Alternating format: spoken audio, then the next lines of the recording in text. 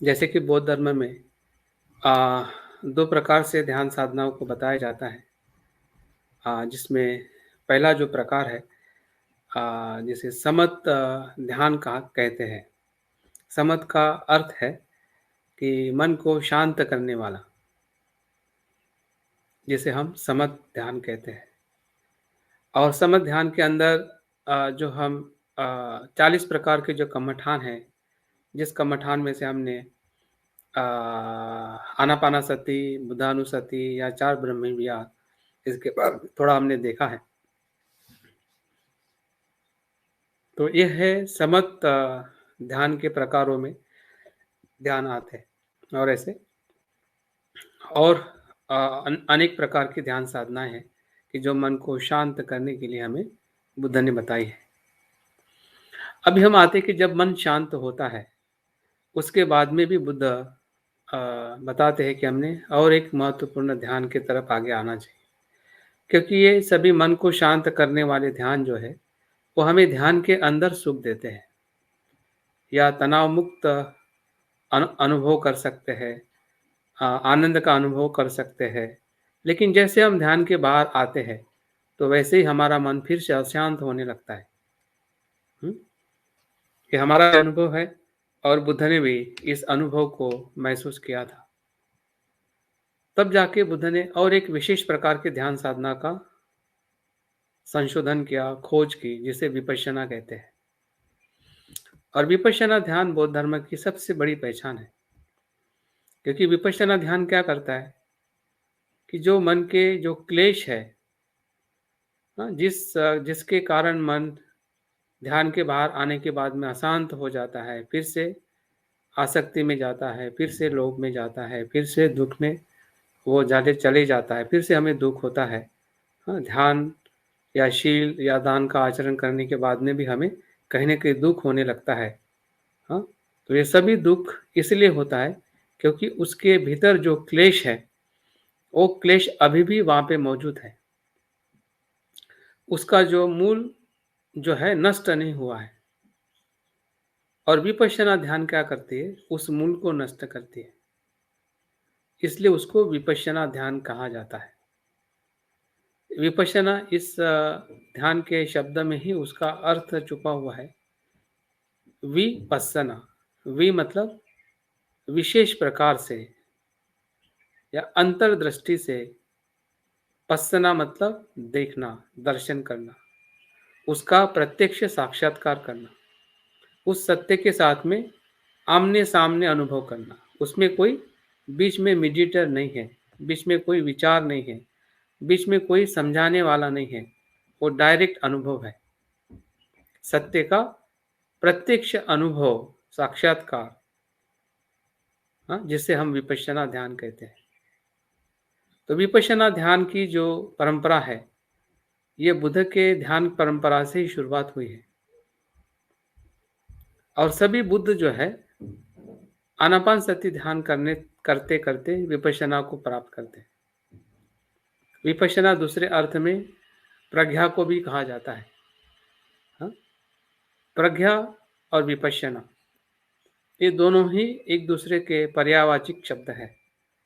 जो विपश्यना से सत्य को देखता है उसी को ही प्रज्ञा कहा जाता है, और जो प्रज्ञा से सत्य का दर्शन करता है उसी को विपश्यना कहा जाता है। तो विपश्यना का या प्रज्ञा का अर्थ जो है उसका अनुभव लेना, मतलब क्या है। अभी हम और थोड़ा आगे जाते हैं कि विपश्यना में हम क्या देखते हैं और कौन सी प्रकार की ध्यान साधना बुद्ध ने इसमें बताई है।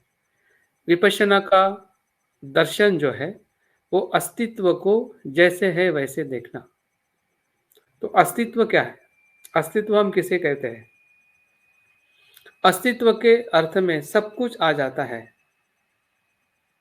हमारा शरीर आ जाता है, हमारा मन आ जाता है, भौतिक सभी चीजें आ जाती है, अभौतिक सभी चीजें आ जाती है। या संसार में जो कुछ भी घटना घटित हो रही है, संसार का वजूद है, जीवन है, उस सभी को अस्तित्व कहते हैं। उस सभी अस्तित्व के मूल धर्म को समझना, या उसके स्वभाव को समझना ही सम्यक दृष्टि है, प्रज्ञा है या विपश्यना है। अभी हम संसार को, जीवन को हम एक विशिष्ट दृष्टि से देखते हैं। जैसे कि हम जीवन को देखते हैं कि जीवन हमें मिला है, बस खाओ पियो और मरना तो है। इस प्रकार से जीवन को हम देखते हैं और समझते हैं।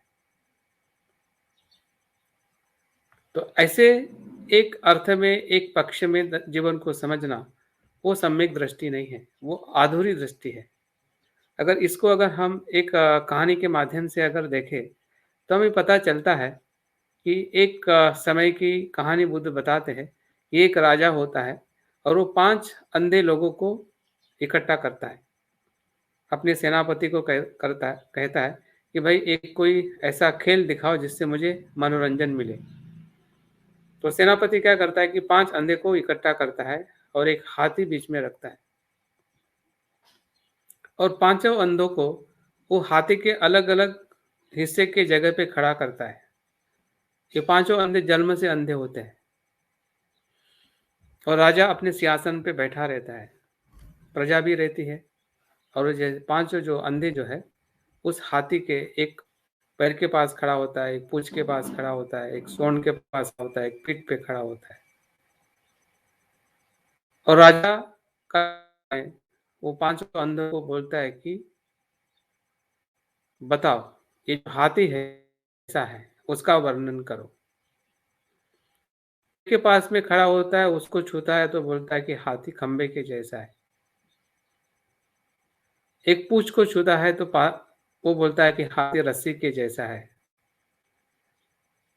सूंड को कोई हाथ लगाता है तो हाथी बड़े रस्सी के जैसा है और पीठ को हाथ लगाता है तो बोलता है कि वो किसी बर्तन के जैसा है। तो सभी जो 5 अंधे जो है अपनी बातों को बताते हैं और आगे वो बताते ही नहीं बल्कि आपस में लड़ते हैं। वो कहता है कि मैं जो बोल रहा हूँ वो सच है, वो बोलता है कि मैं बोल रहा हूँ वो सच है और वो झगड़ा करते हैं।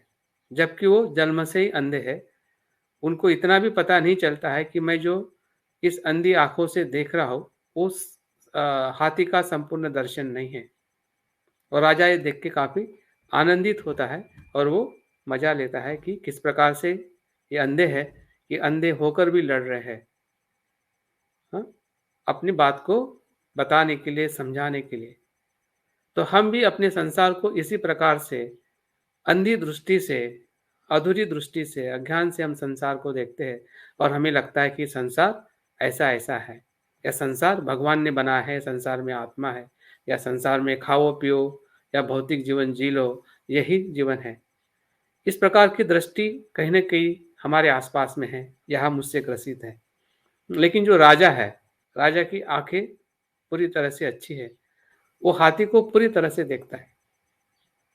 तो यहाँ पे जो 5 जो अंधे जो है, एक प्रकार की विचारधारा है। जो कोई आत्मा को मानता है, परमात्मा को मानता है, भौतिक जीवन को मानता है या स्वर्ग को मानता है या जो विभिन्न जो धारणाएँ जो है, उस प्रकार के 5 व्यक्ति हैं। राजा यहाँ पे बुद्ध है। बुद्ध जो है, वो अस्तित्व को जैसा है वैसा देखते हैं और वैसे ही बताते भी हैं। वो डरते नहीं हैं, उसमें कोई छुपाते नहीं हैं। हाँ? बाकी लोग क्या करते हैं कि छुपाते हैं, जो दिखता है वो नहीं बताते हैं और कुछ बताते हैं। क्यों बताते हैं? क्योंकि वो अपनी पोजीशन को स्थिर रखना चाहते हैं। हुँ? अपने अहंकार को वहाँ पे पूर्ण करना चाहते हैं। अपने अपना जो स्वार्थ है उसको पूर्ण करना चाहते हैं। इसलिए वो जो सत्य दिखता है, वो सत्य भी पूरी तरह से बताते नहीं हैं। और इसलिए हमने देखा है कि जीवन में जो धर्म जो है, धर्म से जो हानि हुई है कि ऐसा धर्म जो एक दूसरे को बाँटता है, जातियों में, लिंगों में, भाषाओं में, हाँ, हिंसा करने को प्रेरित करता है, वो कहीं न कहीं इसे ही मन से उनके मन में वो भाव निर्माण होता है। लेकिन बुद्ध जो है, अस्तित्व को संपूर्णता में देखते हैं। हुँ? और संपूर्णता में देखना ही विपश्यना है। और ऐसी विपश्यना को बुद्ध ने बताया है जो 4 प्रकार से हम अपनी विपश्यना ध्यान से अपने जीवन को हम देख सकते हैं और सभी जो दुखों का क्लेश है, दुखों की जो मूल कारण है, उसको हम नष्ट कर सकते हैं। ये बुद्ध ने हमें दिखाया है और इसलिए बुद्ध कहते हैं कि अगर मैंने दुखों को मुक्त किया है, क्लेशों को नष्ट किया है, तो मेरे बाद में आप सभी मनुष्य के लोग इस क्लेशों को नष्ट कर सकते हैं, अगर वो प्रज्ञा का विकास करें। विपश्यना से अपने भीतर देखे और 4 प्रकार से बुद्ध ने देखने को बताया है। हाँ, शरीर को देखने के लिए कहा है, जिसे कायानुपश्यना कहते हैं।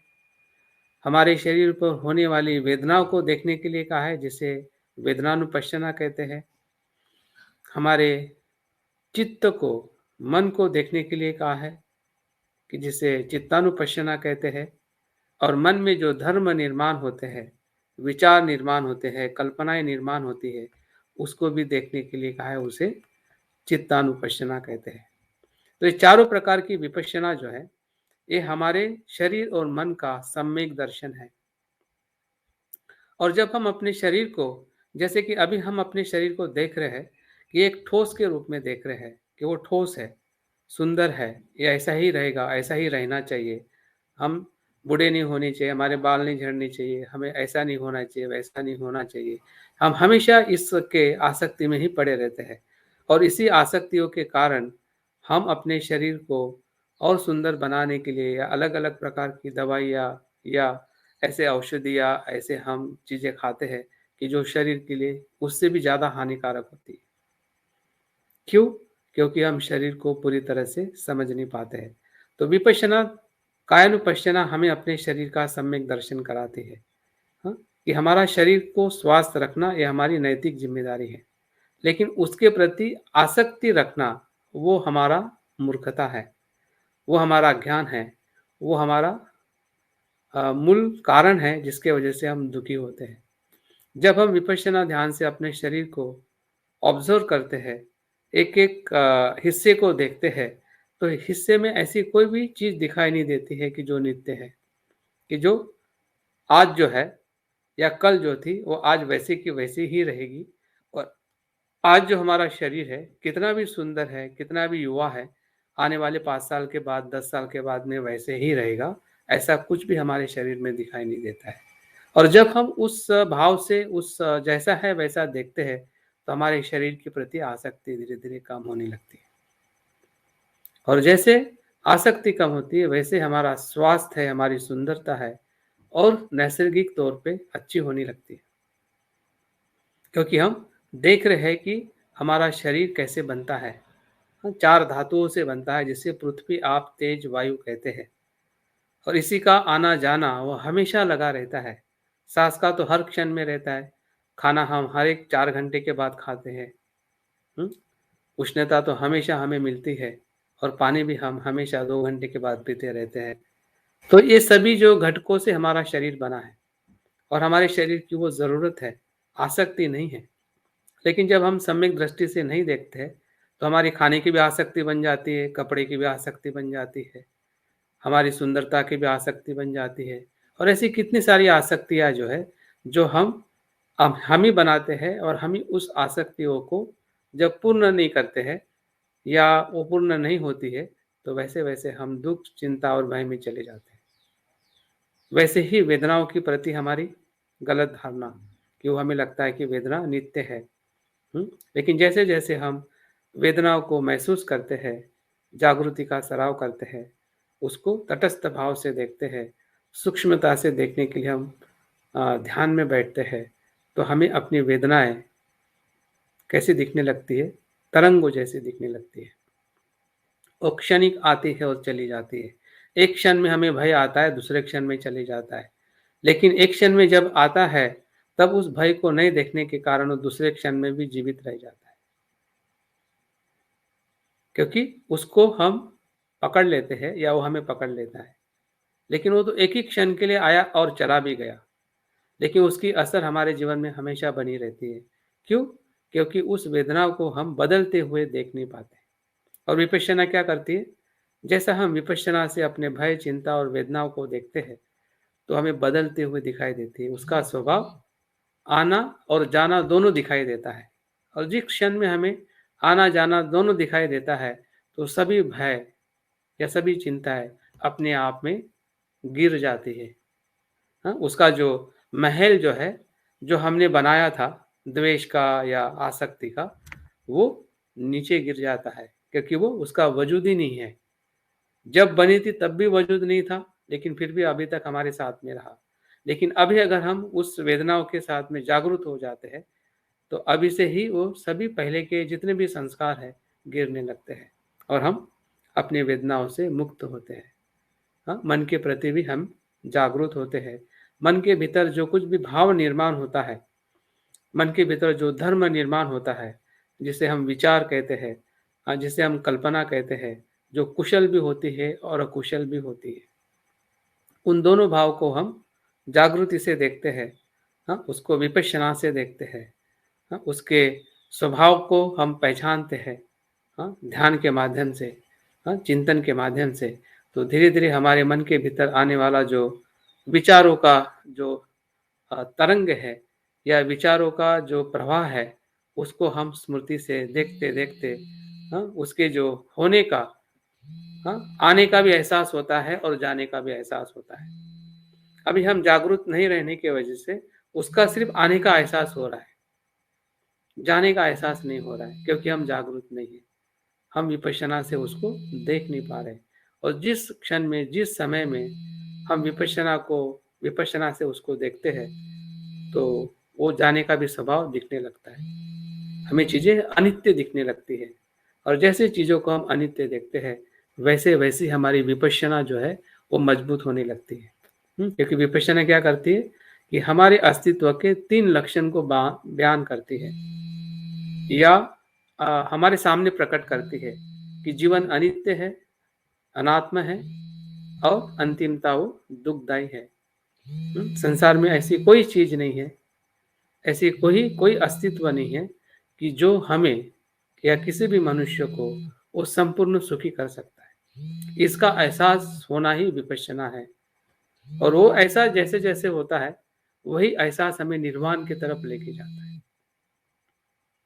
जिससे हम यहाँ से छूट जाते हैं, मतलब हम मुक्ति की अवस्था में चले जाते हैं। क्योंकि इसको पकड़े हुए हैं, इसलिए वहाँ पे नहीं जा रहे हैं। हाँ, तनाव में है, इसलिए तनाव मुक्ति की अवस्था हमें पता नहीं चलती है। जैसे तनाव से हम मुक्त हो जाएँगे, तभी हमें पता चलेगा कि तनाव मुक्त की अवस्था क्या है। दुःख पता चल जाएगा, तो दुःख मुक्ति की अवस्था पता चल जाएगी। अभी दुखी क्या है, वही पता नहीं चल रहा है। अनित्य क्या है, वही पता नहीं चल रहा है। तो फिर उससे ऊपर उठने का जो अनुभव जो है, जिसे हम प्रज्ञा का अनुभव कहते हैं, विमुक्ति का अनुभव कहते हैं, निर्वाण का अनुभव कहते हैं, वो अनुभव भी हमें पता नहीं चलेगा। तो इसलिए विपश्यना ध्यान जो है, बुद्ध की या बौद्ध धर्म की रीढ़ है। और कभी-कभी बहुत सारे हमारे बाबा साहब के मानने वाले अनुयायी हमेशा कमेंट्स करते हैं कि बाबा साहब ने कहा विपश्यना की। लेकिन इस प्रकार से बाबा साहब के साथ विपश्यना को हमने नहीं देखना चाहिए। विपश्यना बाबा साहब ने भी की है, लेकिन करने का तरीका उनका और बेहतरीन था। अभ्यास के माध्यम से लोगों को मदद करने के माध्यम से ही वो विपश्यना की है। अगर उनको विपश्यना नहीं होती, लोगों की भावनाओं का अगर उनको अनुभव नहीं होता, तो बाबा साहब इतने महान कार्य नहीं कर पाते। हुँ? उनका अगर जागृति नहीं होती, एकाग्रता नहीं होती, तो इतनी वो पढ़ाई नहीं कर पाते। तो बाबा साहब की एकाग्रता, बाबा साहब का जो ध्यान, वो उनके व्यक्तित्व में विपश्यना के आधार पे ही दिखाई देता है। क्योंकि विपश्यना ही प्रज्ञा है और बाबा साहब को प्रज्ञा बहुत पसंद थी, जिसे हम सिंबल ऑफ नॉलेज कहते हैं। तो सिंबल ऑफ नॉलेज क्या है? वो प्रज्ञा का प्रतीक है और विपश्यना का प्रतीक है। वो विपश्यना के ध्यान से ही, प्रज्ञा से ही जीवन को देखते थे। तो मुझे लगता है कि विपश्यना हमारे जीवन में बहुत ही महत्वपूर्ण है और इसका जब हमें समय निकाल कर इसके प्रति हमने सजग रहना रहना चाहिए, उसका सराव करना चाहिए, अभ्यास करना चाहिए ताकि हम अपने जीवन को सुखमय और आनंदमय कर सकें। बहुत-बहुत धन्यवाद। जय भीम। अगर आपने अभी तक हमारा चैनल सब्सक्राइब नहीं किया है तो सब्सक्राइब करें और घंटी का बटन बिल्कुल भी दबाना ना भूलें ताकि सभी लेटेस्ट खबरें पहुंच सकें आप पे सबसे पहले।